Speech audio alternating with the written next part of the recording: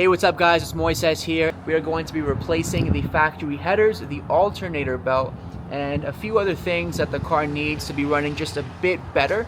And hopefully it doesn't take too long. I know that I have to replace the stud bolts as well, and that shouldn't be an issue, but I've never done that before, so we'll see how it goes.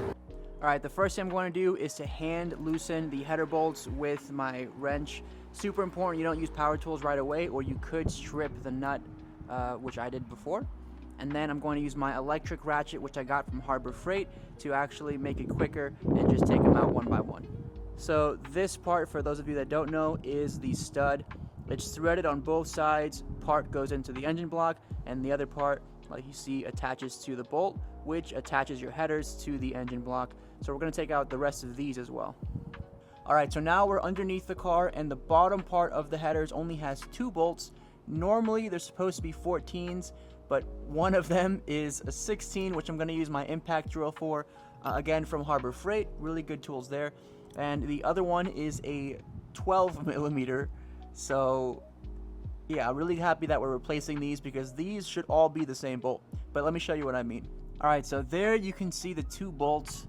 This one up here is a 12 millimeter. This was honestly just a spare one that I had laying around, and Jonathan helped me secure the bottom part because it was really annoying, the sound that came out of this one. And this one on the other side, which you can't really see, that's actually the wrong bolt. So they're both wrong.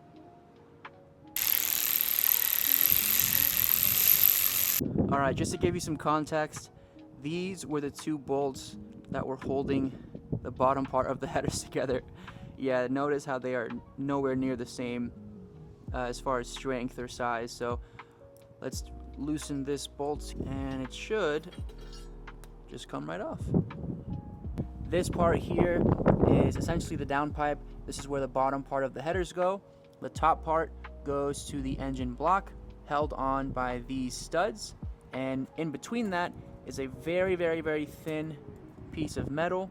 This is called a gasket, and this is what creates a super tight seal between the headers and the engine, so that you don't have any annoying leaks between the headers and the engine. And normally if this is broken, you'll know, because it sounds really bad. This is the old header. As you can tell, it looks really old. I mean, this is the factory header, so it should look like that. But most importantly, this is the gasket. As you can see, it's in pretty rough shape and was probably going to start to go pretty soon.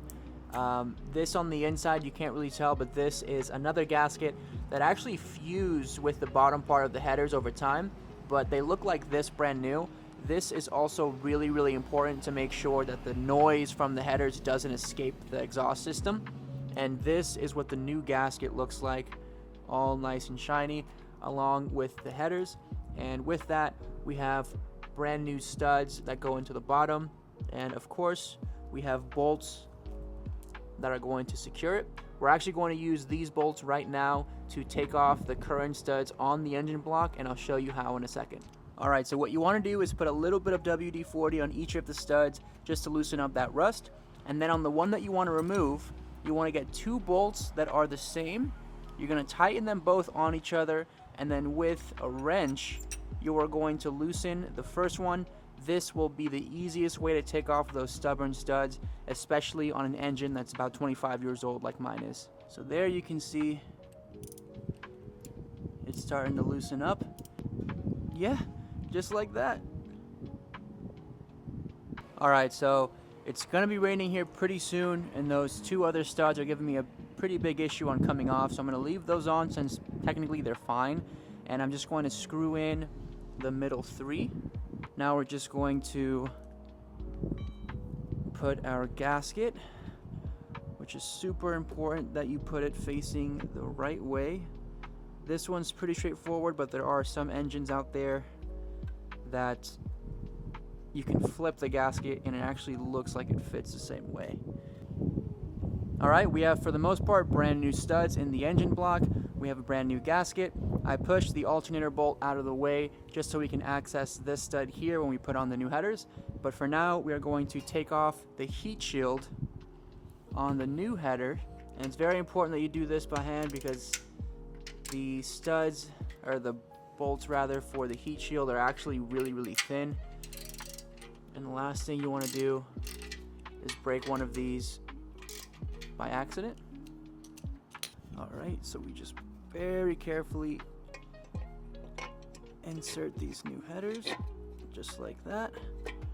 You want to make sure everything sits flush. That looks good. Now we're going to get all of our bolts and tighten this by hand and make sure everything is good to go on the top end before we move down to the bottom. All the bolts are on. Top part of the headers is looking nice. Now we have to go on the bottom, and then we'll be able to put together the heat shield on top. Alright guys, this is what it looks like with the new header install. Next video is going to be replacing the alternator belt. Alright guys, thanks so much for watching. As you can see, the install for the headers was pretty easy to do on the Celica. If you have any questions, or if you're doing something similar on your Celica and are having issues, let me know. I might be able to help you out. Either way, link's going to be down in the description on the tools that I used to do this job as easy and as quick as possible. And of course, follow us on Instagram at 2guys.1wrench, and we'll see you guys on the next video.